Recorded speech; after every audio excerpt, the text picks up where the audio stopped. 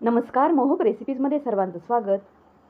लहानांनाच नाही तर मोठ्या लोकांनाही आवडणाऱ्या केकची रेसिपी या व्हिडिओमध्ये आपण पाहणार आहोत. विशेष म्हणजे हा केक अगदी घरगुती सामानामध्ये तयार होतो. चला तर मग अजिबातही वेळ न घालवता रेसिपीला सुरुवात करूयात. तसेच अजूनही आपण आपल्या चॅनेलला सबस्क्राईब केलेलं नसेल तर सबस्क्राईब करायला अजिबात विसरू नका. सर्वात प्रथम आपल्याला केक बेक करण्यासाठी एक कढई लागणार आहे. इथे एक जाडबुडाची कढई घेतलेली आहे. ती एकदम मंद आचेवरती गरम करत ठेवलेली आहे. तसेच केक बेक करण्यासाठी इथे 6 इंचाचा टीन घेतलेला आहे. या टीनला सर्व बाजूनी थोडंसं तेल लावून घेऊया व त्याचा आकाराचा बटर पेपर कट करून घेतलेला आहे तो यावरती घालून घेऊया व वरूनही थोडंसं तेल लावून घेऊया. आधीच आपल्याला ही सर्व पूर्वतयारी करायची आहे म्हणजे ऐनवेळेस अजिबातही गडबड होणार नाही. ज्या कपाच्या आकाराने इथे आपण 1 कप रवा घेणार आहोत त्याच कपाच्या आकाराने इथे अर्धी कप साखर या मिक्सरच्या एका मोठ्या भांड्यामध्ये काढून घेऊया. ही साखर चांगली बारीक वाटून घ्यायची आहे. साखर चांगली वाटून झाल्यानंतर यामध्ये 1 कप बारीक रवा घालून घेऊया. 1 कप म्हणजे जवळपास 250 ग्रॅम म्हणजेच पाव किलो रवा इथे घेतलेला आहे. तुमच्याकडे जर मोठ्या आकाराचा रवा असेल तर केकसाठी तो रवाही चालू शकतो, कारण की आपण तो रवाही मिक्सरमधून बारीक वाटून घेणार आहोत. यामध्ये पाव कप मिल्क पावडर घालून घेऊया. इथे तुम्ही मिल्क पावडरऐवजी कस्टर्ड पावडर वापरली तरीही चालू शकते.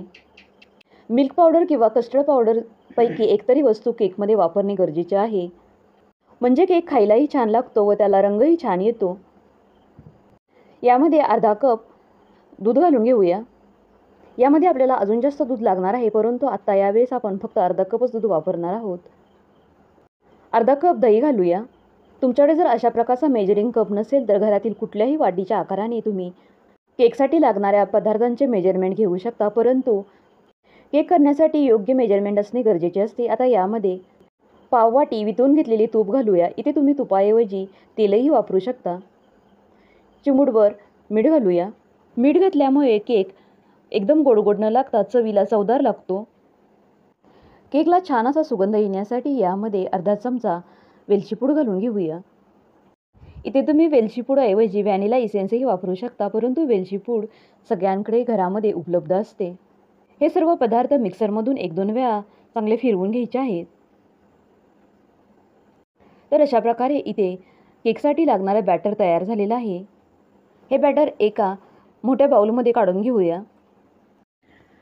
हा रवा केक करण्यासाठी खूप जास्त भांड्यांचा पसारा पडत नाही. अगदी झटपट व कमी सामानामध्ये केक तयार होतो.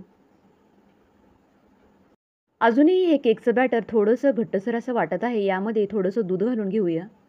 पहिल्यांदा आपण या बॅटरमध्ये अर्धा कप दूध घालून घेतलेला आहे व इथे पाव कप दूध घातलेला आहे, म्हणजे एकूण पाऊण कप दूध आपण या केकसाठी वापरलेलं आहे. दूध चांगलं रव्यामध्ये मिक्स करून झाल्यानंतर यामध्ये अर्धा चमचा बेकिंग पावडर घालून घेऊया. पोहे खायचा जो चमचा असतो तो चमचा इथे वापरलेला आहे. पाव चमचा बेकिंग सोडा घालूया. सोडा ॲक्टिवेट करण्यासाठी यावरती थोडंसं दूध घालून घेऊया. दूध घातल्यानंतर एकाच डिरेक्शनने 1-2 मिनिट हे मिश्रण चांगलं फेटून घेऊया. खूप जास्त वेळही हे मिश्रण फेटायचं नाही. सोडा या पिठामध्ये चांगला मिक्स होईपर्यंत मिश्रण फेटून घ्यायचं आहे. इथे हे मिश्रण मिक्सवरती घेतल्यानंतर थोडं थांबून पडत आहे. अशा प्रकारचंच इथे आपल्याला मिश्रण हवं आहे केक करण्यासाठी. मगाशी जे आपण टीनला तेल लावून घेतलेलं होतं त्या टीनमध्ये हे बॅटर ओतून घेऊया. बॅटर ओतल्यानंतर टीन 2 ते 3 वेळा टॅप करून घ्यायचं आहे.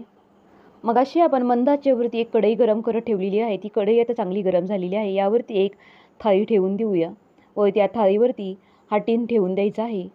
या कढईमधून अजिबातही हीट बाहेर जाणार नाही अशा प्रकारचं एखादं भांडं झाकण ठेवून द्यायचं आहे.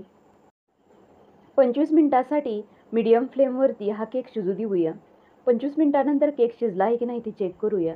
तर हा केक अजूनही हाताला थोडासा चिकटत आहे. अजून 10 मिनिटासाठी केक शिजू देऊया. परत 10 मिनिटानंतर केक शिजला आहे की नाही ते चेक करूया. तर इथे एकूण 35 मिनिटानंतर केक कसा शिजला आहे ते चेक करूया. तरी ते सुरी घातल्यानंतर सुरी एकदम क्लीन अशी निघत आहे, म्हणजे आपला केक चांगला शिजला गेलेला आहे असे समजावे. आता हा केक पूर्णपणे थंड करत ठेवायचा आहे. कढईमधून बाहेर काढूनच हा केक थंड करून घ्यायचा आहे.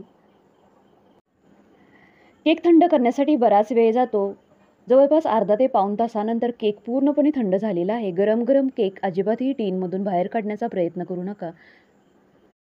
तर तुम्ही इथे पाहू शकता आपल्या केकला छान असा कलर आलेला आहे. तर तुम्हाला बघता क्षणीच अंदाज आलेला असेल की हा केक किती स्पॉन्जी असा बनलेला आहे. केक कट करून पाहूया. तर हा केक एकदम मऊ लुसलुशीत व जाळीदार असा तयार झालेला आहे व हा केक खायला तर एकदम जबरदस्त लागतो. रवा केक करण्यासाठी अचूक प्रमाण खूप गरजेचे आहे. अंदाजे केक केला तर केक अजिबातही साधणार नाही. तर अगदी घरगुती सामानामध्ये इथे आपला रवा केक तयार झालेला आहे. व्हिडिओ पाहिल्याबद्दल धन्यवाद. पुन्हा भेटूयात अशाच एका नवीन रेसिपीसह. तोपर्यंत घरी बनवलेले पदार्थ खा आणि स्वस्थ राहा.